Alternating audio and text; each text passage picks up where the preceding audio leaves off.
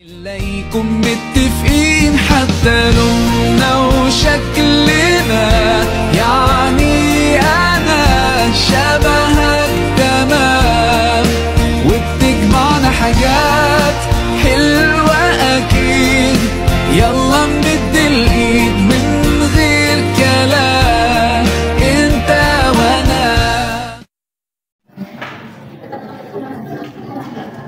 Bismillahirrahmanirrahim. Assalamualaikum warahmatullahi wabarakatuh. Waalaikumsalam warahmatullahi wabarakatuh. Baik, saya akan melanjutkan beberapa materi yang sebelumnya telah disampaikan oleh rekan saya.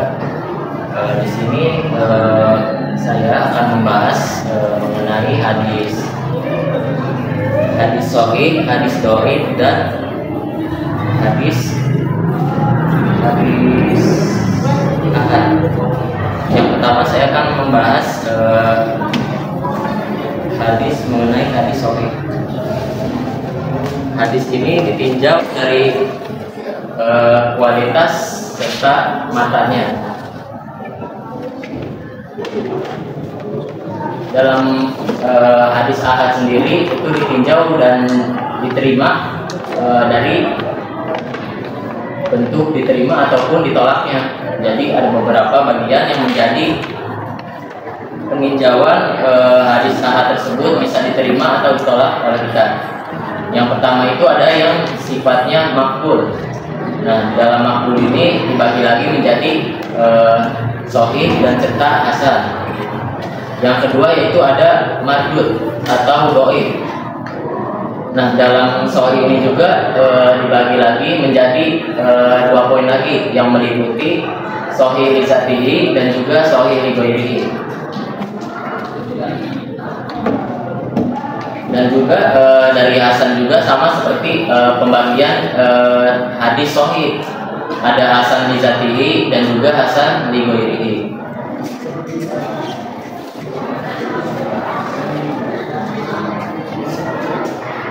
Selanjutnya yaitu apa sih itu hadis sahih?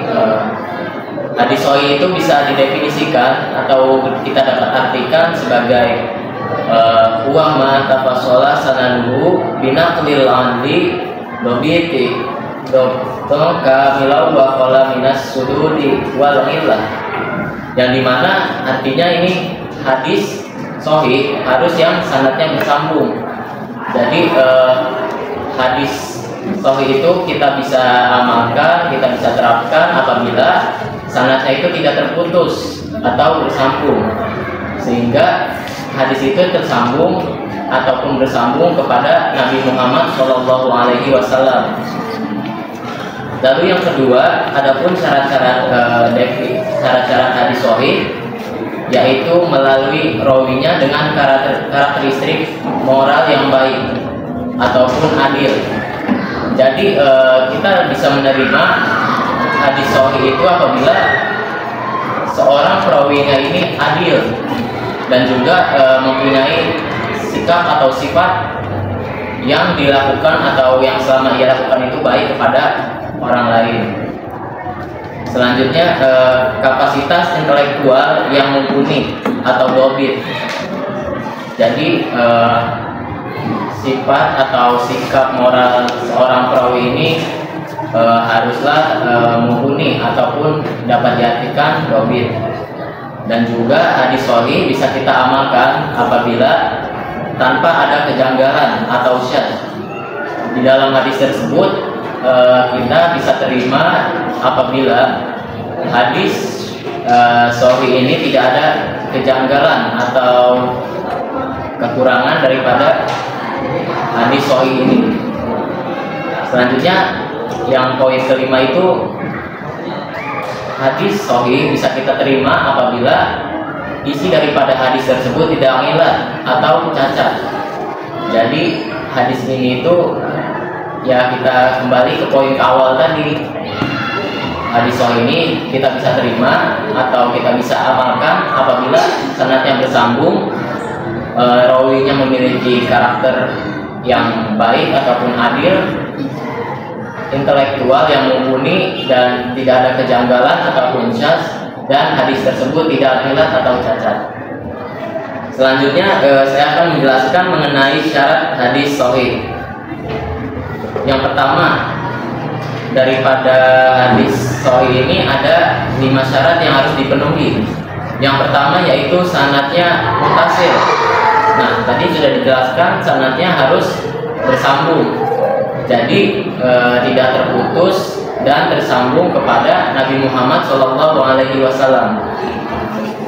Dan perawi terakhir yang membukukan hadis sampai kepada Nabi Muhammad SAW sebagaimana menjadi sumber hadis. Selanjutnya adapun poin yang kedua yaitu perawinya adil, yaitu seorang muslim dewasa ataupun balik, berakal, tidak fasik, dan selalu menjaga kehormatan dirinya. Kita bisa simpulkan bahwa perawinya ini hendaklah memiliki sifat yang adil, tidak fasik terhadap apa yang dia lakukan, dewasa ataupun balik, serta berakal sehat. Selanjutnya poin ketiga yaitu perawinya dhabit. Dhabit di sini kita bisa artikan yaitu orang yang kuat ingatannya, tidak lupa ataupun tidak pikun atau melakukan sifat lupa, dan tidak lungu atau sifatnya bodoh, dan tidak sering melakukan kekeliruan ataupun kesalahan. Selanjutnya yang keempat yaitu tidak syadz. Syadz tadi kita artikan yaitu tidak janggal.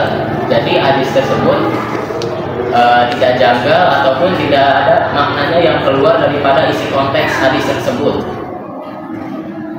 Yang berarti syadz ini periwayatannya orang sikoh. Sikoh itu diartikan sebagai terpercaya, yaitu adil dan dhabit, dan bertentangan dengan periwayatan orang yang lebih sikoh.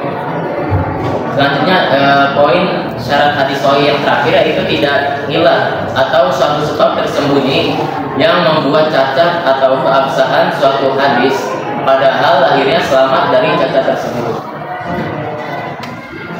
Adapun contoh hadisnya dalam perkataannya yaitu Rasulullah SAW pernah bersabda, "Idza sholat ahadukum rakaatal fajri falyat faji an yang bihi."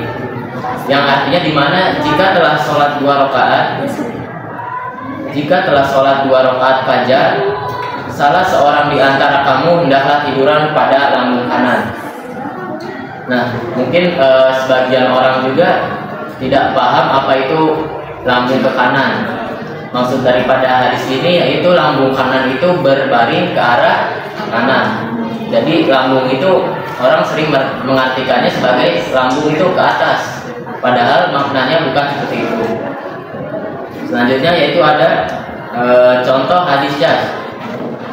Contoh hadis syadz ini yaitu tentang perbuatan. Jadi di dalamnya ini berisi apabila muazin diam setelah mengumandangkan azan pertama pada sholat subuh, Rasulullah SAW berdiri melaksanakan 2 rakaat ringan setelah tampak fajar, kemudian berbaring menghadap kanan hingga muazin mengumandangkan iqamah.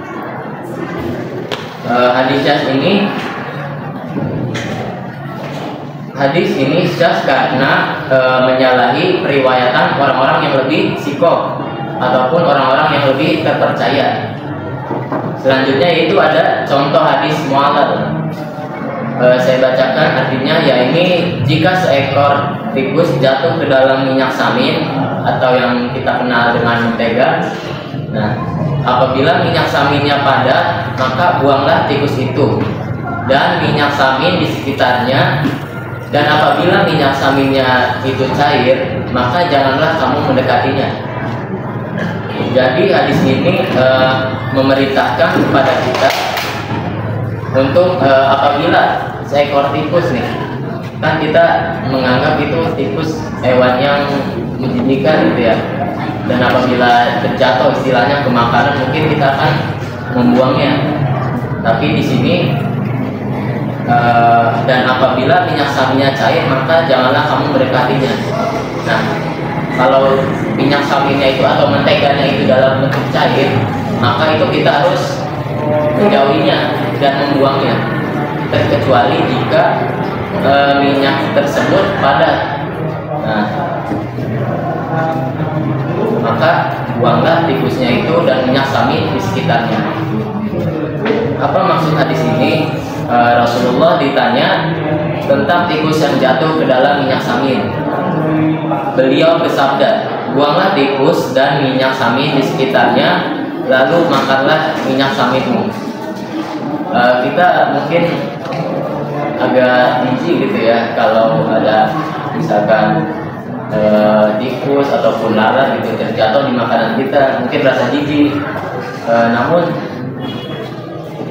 di sini hadis ini inilah cacat, karena masa makanan yang udah dijatuh tikus itu disuruh dia makan, melanjutkan konsumsi gitu. Ini merasa jijik. Dan juga di sini terdapat khilaf di sanadnya dan juga makannya. Baik, selanjutnya itu hadis mu'allal sahih li zatihi. Apa itu sih hadis sahih li zatihi? Sahih li zatihi yaitu adalah hadis yang memenuhi 5 syarat hadis sahih, yang dimana pembagiannya yaitu hadis sahih sendiri terbagi menjadi 2, sahih li zatihi dan juga sahih li ghairihi. Sahih li ghairihi kita dapat artikan adalah hadis yang mana sifat dhabit perawinya kurang sempurna, namun dalam periwayatannya dari jalur lain yang sama atau lebih kuat sehingga derajatnya naik dari hasan li zatihi menjadi sahih li ghairihi. Adapun contoh daripada sahih li zatihi yakni hadis yang berbunyi innamal a'malu binniyat wa innamal likulli imri'in ma nawa. Itu apa namanya? Itu adalah contoh hadis daripada sahih li zatihi. Selanjutnya sahih li ghairihi. Sahih li ghairihi ini yang dimana mengandung atau berisi hadis namun sifat dhabitnya perawinya itu kurang sempurna. Apa sih contoh hadis sahih li ghairihi? Yaitu contohnya yaitu laulaan asyaqu ala ummati la amartuhum bisiwaqi inda kulli shalat. Yang dimana artinya seandainya aku tidak khawatir memberatkan atas umatku, tentu aku perintahkan mereka bersiwak setiap sholat. Jadi mungkin kita memandang hadis ini memberatkan istilahnya. Sholat, ketika kita hendak melakukan sholat, Rasulullah SAW memerintahkan untuk melakukan siwak. Ada yang tahu nggak sih siwak itu apa? Apa itu? Ya. Nah, itu jika kita melakukannya secara terus-menerus ketika hendak melaksanakan sholat, mungkin dari kita berpandangan, ngapain sih ribet gitu ya? Kan masih ada apa namanya sikat gigi, gitu, ngapain siwak?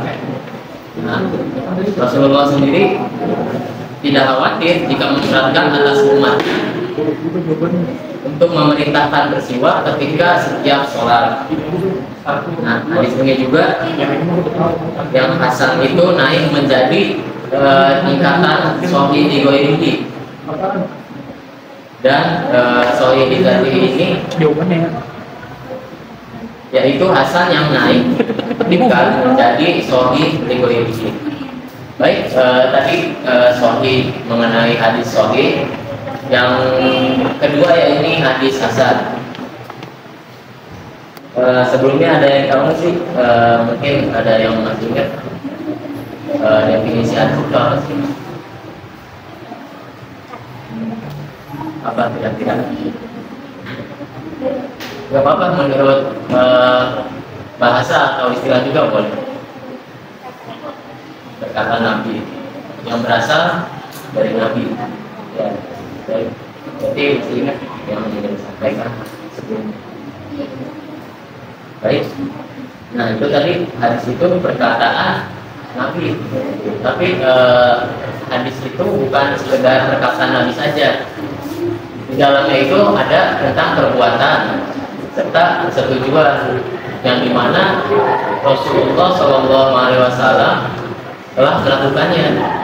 Dan juga jika hadis tersebut baik, maka hendaklah kita mengikutinya. Dan juga hadis itu juga berasal dari sifat-sifat moral baik dari Nabi Muhammad SAW. Baik, hadis hasan, dan bukan ke hadis hasan, pengertiannya yakni hadis yang sanadnya bersambung sampai kepada Nabi Muhammad SAW melalui rawi yang adil dan dobit dengan tingkatan kedobitan yang lebih ringan dari tingkat kedobitan hadis sahih, selamat dari kejanggalan atau syadz dan cacat atau illat. Jadi hadis sahih ini hampir setara dengan hadis hasan. Namun kedobitannya ini atau tingkatannya ini lebih ringan daripada tingkatan kedobitan hadis sahih. Nah, perbedaannya antara hadis sahih dan hasan itu adalah tingkat kedobitan perawinya dalam hadis sahih sempurna, sedangkan hadis hasan itu tidak sempurna. Nah, di dalam hadis hasan sendiri itu sama seperti hadis sahih, meliputi dua bagian. Pembagiannya yaitu ada hasan li dzatihi dan hasan li ghairihi. Lalu apa aja sih hadis yang memenuhi syarat berikut atau hasan li dzatihi? Yang pertama yaitu sanadnya bersambung. Kedua, perawinya adil. Ketiga, perawinya dobit ringan. Nah, yang keempat, tidak syadz, dan yang kelima tidak berillat. Kita dapat lihat sendiri kelima syarat ini hasan li dzatihi itu hampir sama dengan hadis sahih. Ya. Hadis sahih, namun perawinya ini kita katakan hasan ini lebih ringan daripada hadis sahih tadi. Baik, selanjutnya hasan li ghairihi. Nah, hasan li ghairihi adalah hadis dhaif jika diriwayatkan melalui jalan sanad yang sama kuat atau bahkan lebih kuat. Nah, contoh daripada hadisnya ini saya bacakan hadis hasan li dzatihi. Ma'akhrajahu Tirmizi qala sana bida sana Yahya bin Sa'idil Qattan sana Bahmun Bahzal Hakim qala hadatsani Abi Anjibni qala qultu Rasulullah man abar qala ummuka qultu summa man qala ummuka qultu summa man qala ummuka qultu summa man qala summa abaka summa aqrabal wa aqrab. Nah, mungkin kita tahu daripada hadis ini Rasulullah SAW menyebut nama ibu secara berapa kali? Ada yang tahu kan? Berapa kali? 3 kali. Rasulullah menyebut nama ibu sebanyak 3 kali dan ayah sebanyak berapa? Satu. Ya, satu. Nah, itu contoh daripada hadis hasan li dzatihi.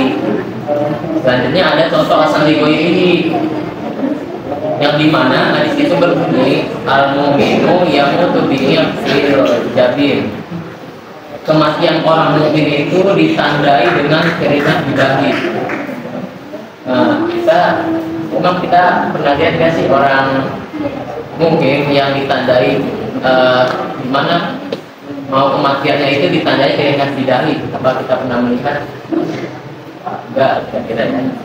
Jadi ya tergantung amal sih ya kematian itu. Bagaimana kita di akhir hayat ini dalam bentuk kematiannya itu bagaimana? Jadi bukan hanya pada keringat yang ada di dahi. Bisa jadi mungkin kita selesai sholat tiba-tiba Allah nyambut nih sama kita. Mungkin sama seperti misalkan ya ini, kalau misalkan kita pulang sekolah tiba-tiba Allah nyambut. Nah itu ya tadi, jadi kematian orang mukmin itu gak ditandai bukan hanya dari keringatnya yang harus didahi. Nah lalu ada pun kitab-kitab hadis sahih, yakni Sahih Al-Bukhari, Sahih Muslim, Ibnu Khuzaimah, Ibnu Hibban, Mustadrak Hakim, Sahih Ibnu Sakan, Sahih Al-Albani. Lalu ada kitab-kitab hadis hasan, Sunan Abu Daud, Sunan At-Tirmidzi, Sunan An-Nasa'i, Sunan Ibnu Majah, Sunan Daruqutni, dan yang lain sebagainya. Yang terakhir ini ada hadis dhaif. Hadis dhaif yaitu hadis yang tidak menghimpun sifat-sifat hadis makmur yang menjadi syarat dalam penentuan hadis sahih dan hadis hasan. Nah, macam-macam hadis dhaif ini yaitu ada dua. Yang pertama yaitu sebab pengguguran sanad, yang dimana dibagi menjadi 5 bagian lagi. Yang pertama yakni mursal, yang kedua munqati, yang ketiga mudhaf, yang keempat mu'allaq, dan yang kelima mudallas. Yang sebab cacat sahihnya itu pun dibagi lagi menjadi 2 bagian. Yang pertama cacat keadilan, contohnya yaitu 1 maudhu, 2 matruk, 3 majhul. Adapun cacat kedobitannya yaitu mungkas, mu'allal, mudarraj, makhluk, muttarib, muharram, musyahab, dan syadz. Contoh hadis daripada dhaif mudrad. Nah, contohnya saya dapat artikan yakni sempurnakanlah wudhu, celakalah bagi orang-orang yang kumitnya tidak terkena air wudhu daripada ancaman neraka. Nah, hadis ini mudrad karena terdapat sisipan perkataan Abu Hurairah pada matanya yaitu sempurnakanlah wudhu. Nah, Abu Hurairah juga berkata sempurnakanlah wudhu karena Abu Qasim sallallahu alaihi wasallam bersabda, celakalah bagi orang-orang yang tumitnya tidak terkena air wudhu daripada ancaman api neraka. Jadi kita kalau melakukan wudhu dapat mencapai sikut, tumit, jangan sampai air daripada wudhu tersebut tidak terbasuh hingga ke tumit ataupun ke apa ini namanya? Sikut. Ya. Dua-dua. Belum mau nanya. Baik, selanjutnya yaitu contoh hadis dhaif matruk. Nah, saya artikan di mana matruk ini yaitu wajib atas kamu berbuat ma'ruf, sesungguhnya ia mencegah kejahatan, dan wajib atas kamu sedekah sir ataupun sedekah yang dilakukan secara sembunyi-sembunyi. Sesungguhnya ia memadamkan kemarahan Allah Azza wa Jalla. Oleh para ulama, perawi ini dijuluki matruk al-hadis atau yang ditinggalkan hadisnya, dan laisa bi syai'in ataupun tidak ada apa-apanya. Baik, hukum mengamalkan hadis dhaif. Di sini ada 3 pendapat yang dimana ada yang boleh mengamalkan dengan syarat-syarat tertentu, dapat diamalkan secara mutlak dan tidak dapat diamalkan secara mutlak. Nah, tidak dapat diamalkan secara mutlak ini dikemukakan oleh pendapat Ibnu Al-Arabi, Al-Bukhari, Muslim, dan Ibnu Hazm. Lalu yang dapat diamalkan secara mutlak yaitu pendapat Abu Daud dan Imam Ahmad, yang dimana hadis dhaif ini dapat diamalkan secara mutlak. Nah, adapun hadis dhaif yang diamalkan namun dengan syarat-syarat tertentu itu dikemukakan oleh pendapat Imam An-Nawawi dan Ibnu Hajar Al-Asqalani. Apa aja sih itu syarat-syaratnya? Yang pertama yaitu dalam perkara tertentu sesuai fadlil amal, mau'izah, tarhib atau janji-janji, dan tarhib atau ancaman, dan kisah-kisah yang tidak berkaitan dengan masalah akidah dan hukum. Yang kedua, doifnya yaitu tidak terlalu parah seperti hadis matruk ataupun hadis maudhu. Yang ketiga yaitu terdapat kesesuaian antara hadis doif dengan ayat Al-Quran atau hadis yang telah diamalkan. Yang keempat yaitu tidak meyakini 100% hadis doif itu berasal dari Nabi Muhammad Sallallahu Alaihi Wasallam. Nah, jadi hadis ini bisa kita amalkan. Contohnya seperti kita sekarang ini sedang menuntut ilmu mengenai hadis doif. Nah, itu masih bisa kita amalkan, namun dalam bentuk penyampaian hanya kepada orang tersebut.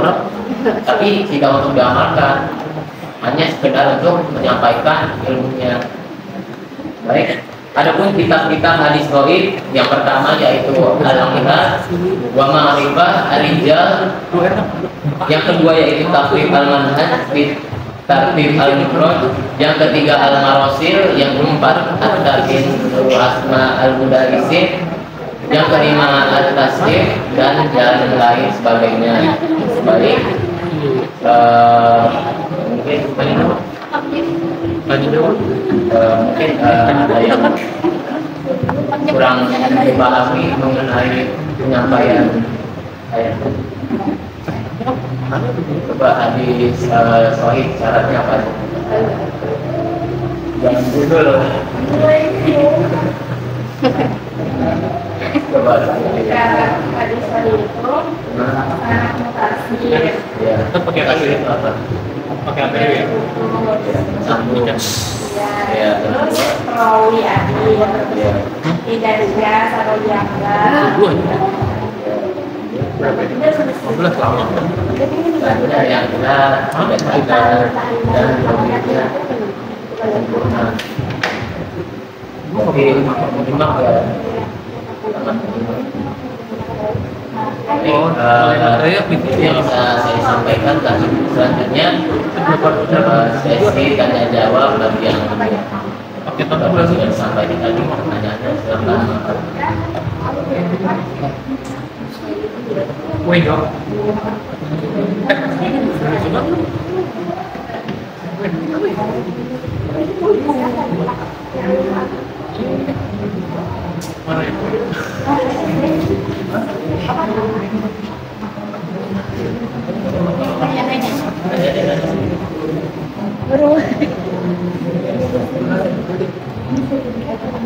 Perkenalan. Ini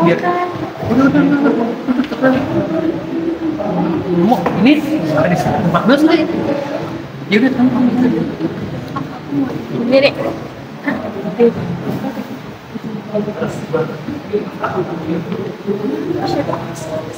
Assalamualaikum warahmatullahi wabarakatuh. Waalaikumsalam warahmatullahi wabarakatuh. Perkenalkan, nama saya Salsabila dari kelas 10 Pak. Izin bertanya, sebutkan urutan hadis dari yang terkuat dan terlemah.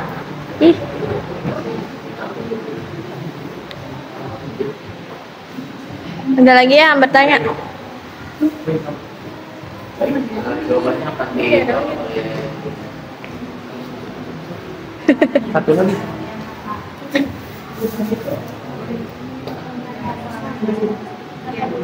Nomor tadi benar itu. Enggak begini. Mau ini.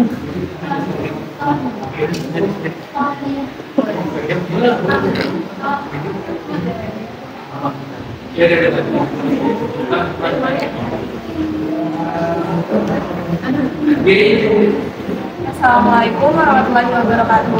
Waalaikumsalam warahmatullahi wabarakatuh. Sebelumnya perkenalkan, nama saya Bunga Dewi Sajita dari kelas 10B. Saya ingin nanya, kan kalau wudhu itu kan harus batasnya sampai 10. Nah, kalau misalnya kita cuma sampai situ, sampai sini itu sah nggak?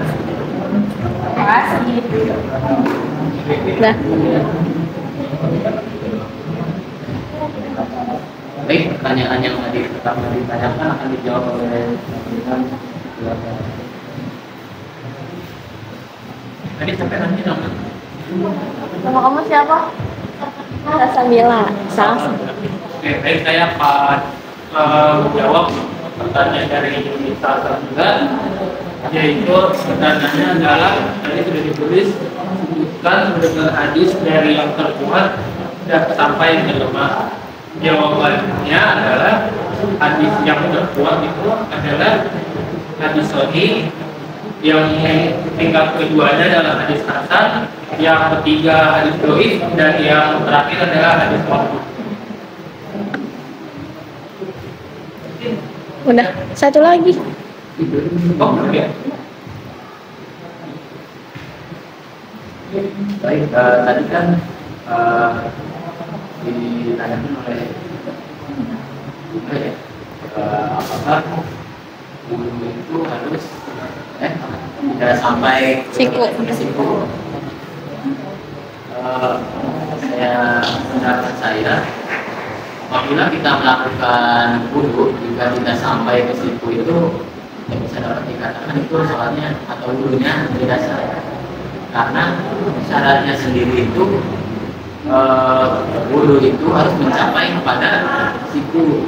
Nah, apabila siku itu kering atau tidak terbasuh oleh air wudu, maka sholatnya itu atau wudunya bisa dikatakan itu tidak sah. Nah, hal ini juga sebagaimana disampaikan oleh Syekh Muhammad bin Khatib Asy-Syibani dalam kitab Mumi Al-Muhtaj ila Ma'rifatil Al-Fadil Minhaj, bahwa dalam anggota wudu berupa tangan yang diamputasi namun tidak sampai siku-siku, maka bagian yang tersisa wajib dibasuh ataupun sampai siku-siku bagian yang menonjol. Nah, bagian yang menonjol berarti dalam berwudu itu harus sampai sikunya yang menonjol itu.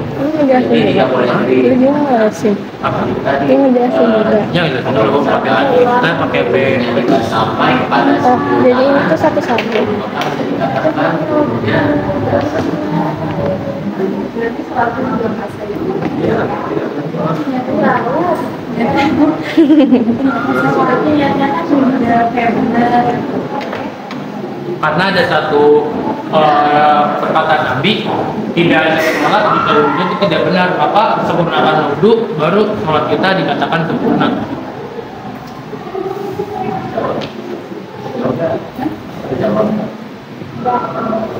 Nah, terima kasih disampaikan kepada teman-teman yang sudah memberikan pertanyaan.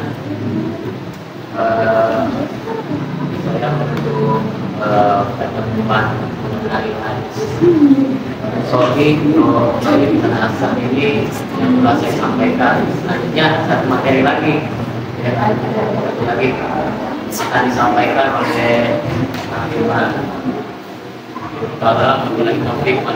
Wassalamualaikum warahmatullahi wabarakatuh.